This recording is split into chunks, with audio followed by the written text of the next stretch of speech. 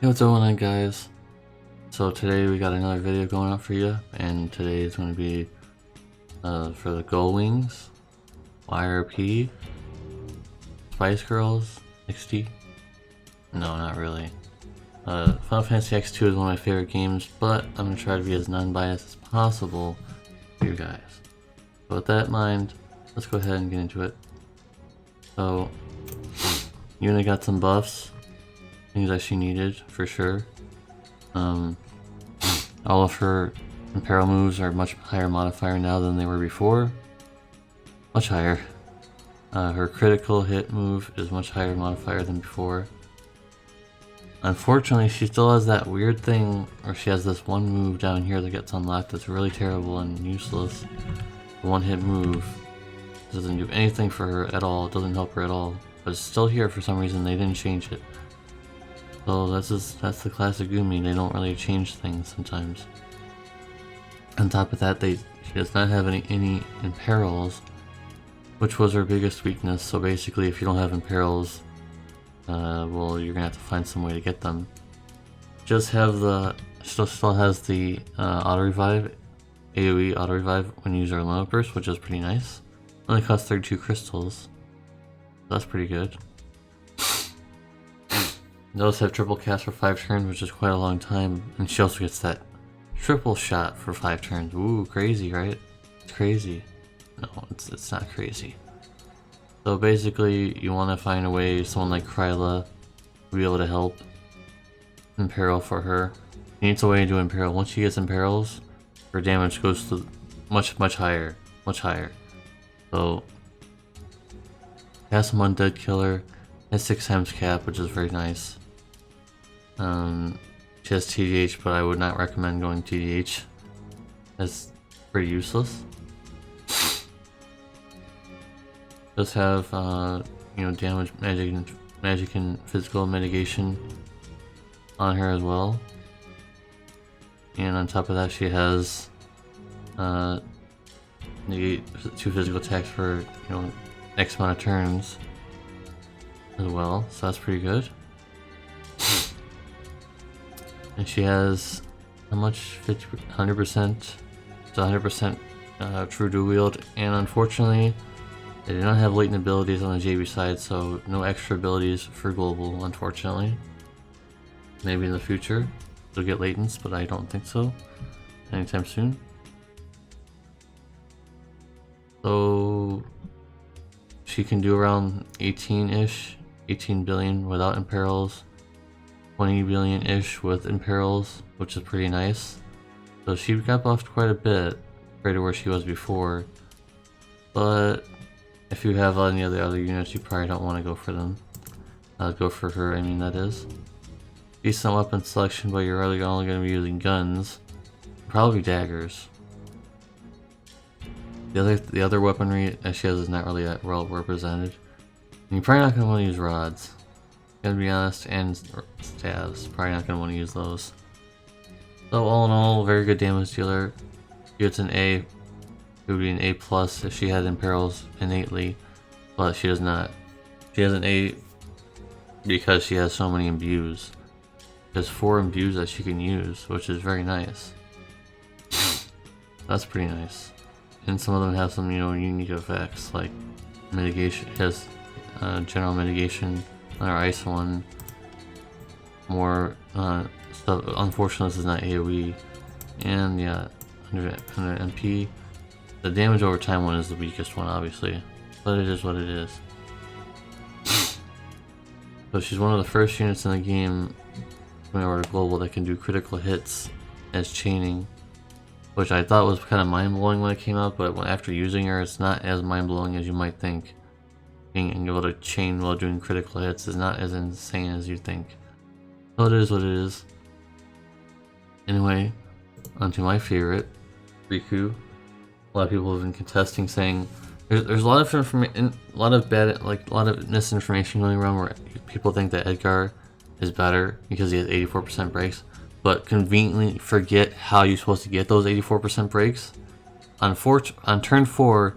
He has a move that can reduce his HP to 81. Reduce his HP by 81%. And then that'll allow him to use his limit burst that only can be used activated after he gets down below 20% HP, which that cooldown will allow him to do that on turn 4. Now, on turn 1, Rikku can get 80% breaks with a snap of the finger. So this is available right here, which is insanely good, and it's still insanely good, and it'll probably always be insanely good. Auto revive, and on top of that 80% breaks. Very, very nice. On top of her breaks lasting for 4 turns across the board, all of her breaks last for 4 turns, which is a very long time, by the way. It allows her a lot more flexibility of being able to mirage every turn. On top of using all of her other things, maybe you just want to use some of those cooldowns and things of that nature, so yeah. She's really nice in that capability where she's able to have some flexibility of things to do. Or if you want to equip a Calamity Border onto her, for example, she would have time to do that. Whereas, I think in this day and age, using Calamity Border is kind of like a setback because you can't dual cast it with anything. So, I think it's pretty good that she can do that if you wanted to do that. Does have some true dual wield. Not much, but it is something. Does have counters that gives her limit burst gauge to herself, like we mentioned in my other video. She is pretty tanky because of the HP that she gets. You can get up to a 3k attack if you want her to be. I would not recommend it because you would rather build her as giving her limit burst crystals per turn build, which is what I normally build. And the reason why is for this. A very long winded limit burst that has 80% breaks. It has a 1-hit, so you can use this as a limit burst finish for missions that you need to use a limit burst finish for. And I've used it very many times already. So yeah. I just wanted to make up, you know, I don't know what to call it, like, clear the floor of all that misinformation about people saying on Reddit that Edgar is better because he has the 84% breaks, but they completely forget about the part where you have to actually work towards getting that 84% breaks, whereas Rikku doesn't have to work towards anything. He has them right over here. Literally right here. No restrictions. It's just right there. Boom, 80%. So yeah, 4 turns, very long time. So obviously I'm going to give her an A+ because she's meta breaking, and despite what people might say otherwise, I don't care what people say. This is my review, and I'm giving her an A+, not because she's my favorite character. It's because she can do so many things. I'm still using her on the JP side, even if there are better breakers like Van, for example, which are a very long way, by the way. Those of you who are going to say for Van past Rikku, you are, well, I guess you're going to go for the long haul because he's many months away from now. Many months. So with that in mind, yeah, he's just a very good breaker that can do a bunch of other things. Has lightning resistance, which is very nice if you need to build for lightning resistance on everybody. She would already have some 40% available. Not really sure what else to go over. She's just a really nice breaker. 100% true to wield. Decent attack, decent stats. Very good limit burst. So 10% MP refresh per turn as well, by the way. Very nice. So yeah, while you're able to break, you're able to rotate between using Mirage and W fill rate buff. Maybe you need to, maybe the boss or dispels himself or herself or whatever, and now you're able to, you know, do these springs 75%, which is still really high automatically. Anyways, so yeah, A+ rating for me. And finally Paine, who got no adjustments, which she definitely needed adjustments. I'm gonna show you why. Now you see, I see, oh, she also has 4 moves, but none of them in view, so that's pleasant. There's no in perils right now, and as convoluted as it might be, none of these moves right here are main moves. So first of all, you need to use this cooldown to unlock, to, you know, raise her mod boost. You need to use this cooldown to unlock her triple cast. But then on top of that, you need to use these moves to unlock her main move. Sound complicated so far? I don't blame you if you think it is. On top of needing to use this to raise the modifier boost of this, you need to use this because it's her main chaining move. And guess what, guys? She has no imperils of herself either. She has literally no imperils. So, yeah. Since she has no imperils, it means you gotta find a way to do that. Warrior of Light is probably the easiest one to bring because he has 100% light imperil. For Excalibur. So is that her Olympus is just okay for fighting humans. 50% human killer, which is pretty good. Although she doesn't have any human killer of her own. That's a little weird. You'd think that at least they would give her human killer of her own, but nope. 0% of that. This could have a lot of modifier boosts, of course, mainly for Excalibur and things of that nature. But like I said, she has the negativity of having no imperils of her own, of course. Like before, with Yuna. Yuna and her share the same situation of... I don't know why they wouldn't give her imperils. Because her damage would be a lot more with them, I guess. So yeah, she's really complicated unit to use. Has this weird sword dance chaining move that only chains with herself, which is something like old school FFBE, I suppose. If you want to check more about Paine, I did make a video about her a long time ago.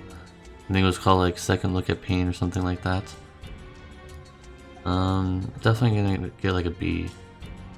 Like a B, basically for me, because she's just really complicated to use, having to keep up all those modifier buffs, and it's not really worth it if you've got someone else that's a little better. So, and her Team R is bad, so basically what I've come to conclusion of is just ignoring this modifier, ignoring this Team R reward completely. If you want to go for Paine, ignore this completely, because her Team R and S Team R are not good for her at all. Her Team R is garbage, and her S Team R is not good for her, but it's good for anyone else. So, what I've come to find is just ignore this. You can make up 40% attack just fine, and you don't really need either of these buffs either. So, what I've come to find is just ignore it. Don't equip her Team R or S Team R, and just find some other way to boost her attack. So yeah.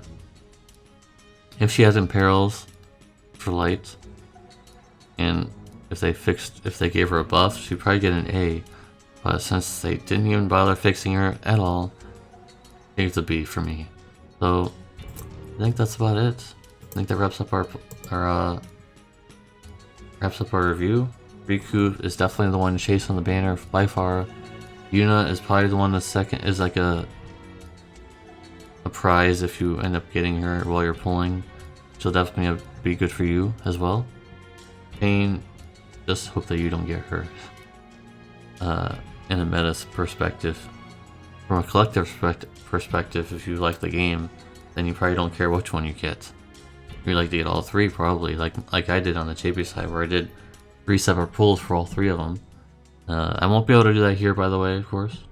I'll only be able to pull for, on the banner one time. So, if you want to look for some pulls later, subscribe for some, YRP pulls. I'll be streaming them like I announced in my community panel. My Twitch channel, 6 o'clock PM EST. I'll be doing some Twitch.tv pulls. That makes no sense. I'm all over the place. I'm having a lack of sleep today. So, yeah. All in all, let me know what you guys think. If you watched all the way through, type in hashtag FFX-2. FFX-2 will be the keyword for the ending of this video. And I'll see you guys in the next one. Let me know what you guys think about this banner. Peace.